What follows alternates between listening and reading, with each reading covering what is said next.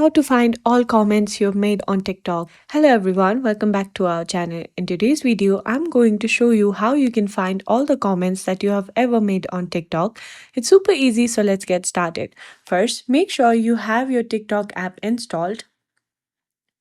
Once you have done that, you need to simply go ahead and open the app. Now that you are logged into your account, you need to simply tap on your profile icon located in the bottom right corner of your screen.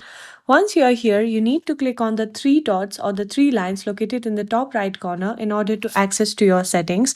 Then you need to go ahead and click on settings and privacy. Once you are here, you need to simply go ahead and tap on activity center over here. Then from here, you need to go ahead and tap on comment history. This will show you all the comments that you have made on TikTok.